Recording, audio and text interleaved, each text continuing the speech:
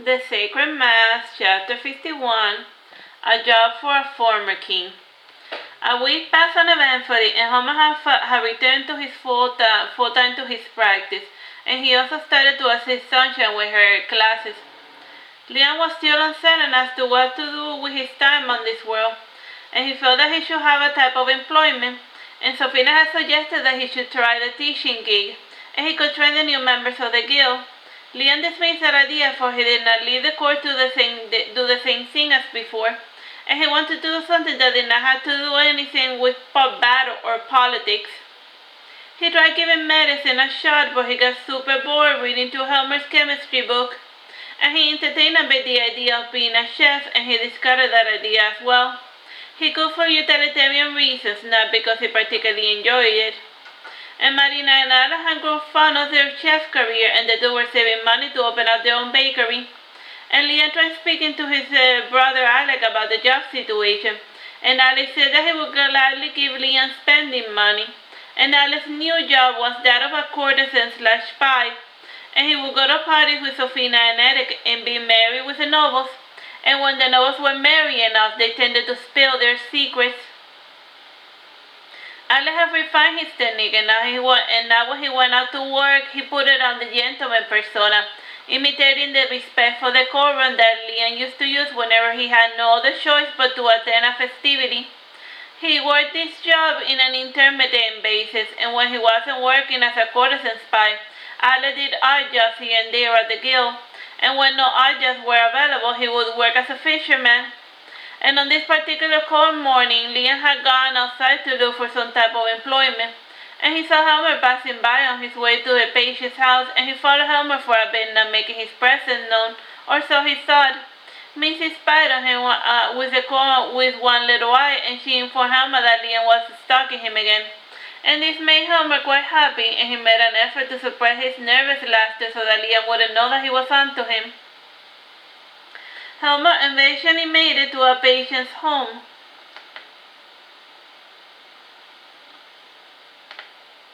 Liam lingered a little before going to the beach. He sat down and he felt something prickling his hand, and when he looked closer, he saw that it was a glass shard.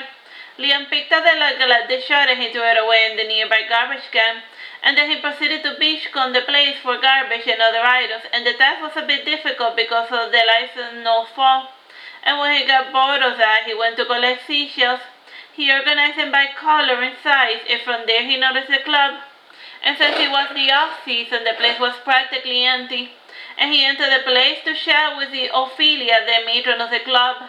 And she knew Liam from back when he was a wee little prince. And the barkeep had made Liam's favorite tea, and the two talked about old times, and he eventually asked her for a job. And this naturally made Ophelia burst out laughing. "Do you really want a job at the club?" asked Ophelia, still laughing. "My grandpa raised me to be shameless. I could dance for you," suggested Liam. "We don't need any new dances," lied Ophelia. And she was grieved by the fact that the sweet child she knew had become so jaded. "I can do other things as well," said Liam, chiding, "but not about stuff. I don't trust people enough to turn my back to them." "We don't need any new gentlemen either," lied Ophelia. "And why don't you try the print shop? They won't pay as much as I do, but it will be a clean, honest living." "There is nothing dishonest about prostitution," said Liam sternly. "Bless you, King Liam," said Ophelia, laughing. Liam visited the print shop that had published Allan's poem, and the owner of the newspaper was flattered by Liam attempting to get a job at his newspaper.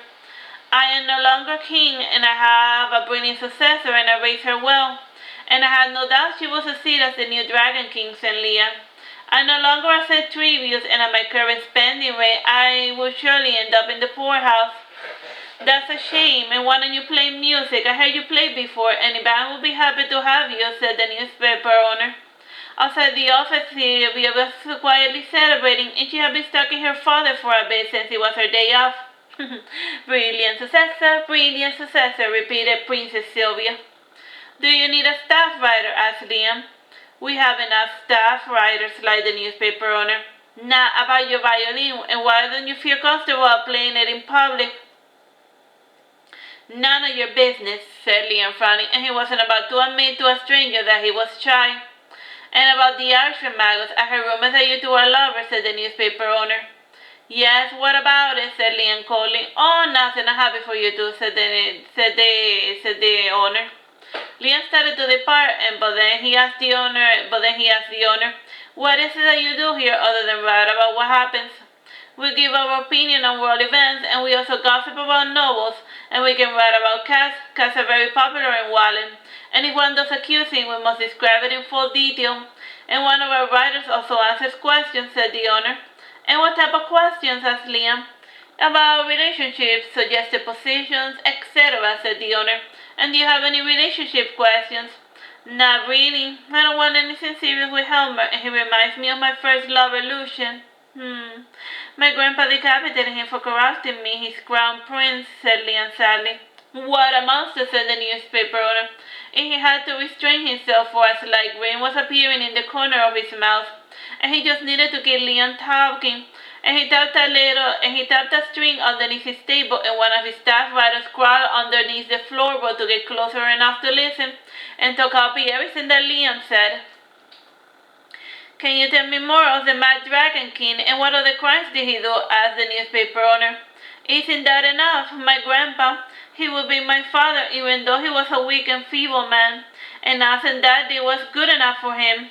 And after I was born, my grandpa found Dad a new wife because he thought my mom was defective. And I was born early, and that was somehow my poor mother's fault. And she didn't want children. She didn't want me, protested Liam. And what happened to the Dragon Queen, your mother? Asked the newspaper owner. And nobody has seen her in ages. She became a nun. She is a nun, and I check up on her once a week, and it is difficult for me to speak with her.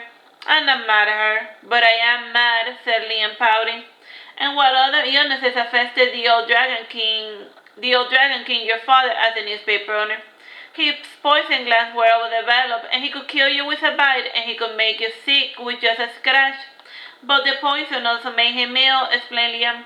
Well, I wasted enough of your time. I have places to be. You're welcome to come and chat with me anytime, said the newspaper owner. It's fine. I don't want to be a bother, said Liam shyly. Please, I insist, said the newspaper owner, fishing for more gossip. It's fine, really. I have pillow for that. And I bent to him, and then I gave him what he wants, said Liam, getting up. I take a pillow is Helmer, said the newspaper owner. Yes, he is small and comfortable, like a little pillow, said Liam, hugging an imaginary Helmer. And Liam left the office before the newspaper owner had a chance to detain him. And the same day, the newspaper ran a story based on everything that Liam had said. And Liam decided that being a writer was not really his thing. And by now it was noon, and Helmer usually ate his lunch with his children. And Liam decided to make a surprise visit. And Sylvia was about to continue stalking her father when Mincy appeared before her. And Mincy had in her hand two little dolls that resembled Liam and Helmer. And she made them do kissing, and she hugged them, and Mincy then brought out a doll that resembled Princess Sylvia. And she handed it to the princess as a present. You really shouldn't have, said Sylvia, hugging the doll. And this is a really thoughtful present, Mincy. Mincy continued blocking the way, and Sylvia sighed and said, All right, I guess this is some becoming behavior of Dragon King Sylvia. Still, can I just stalk him for a little longer, please? And Sylvia begged Mincy, and Mincy brought out a small ornamental crown for Sylvia. And the crown had a clip in order to attach it to the short silver hair. And Mincy attached the crown to Princess Sylvia, and Sylvia gleefully said, Oh, for me, it looks so expensive. Oh, and it's so cute. The distraction worked, and Sylvia had lost sight of her father.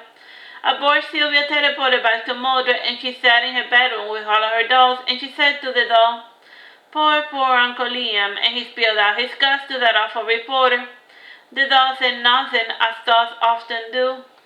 Alright, that's the end of that one. Bye-bye, and God bless.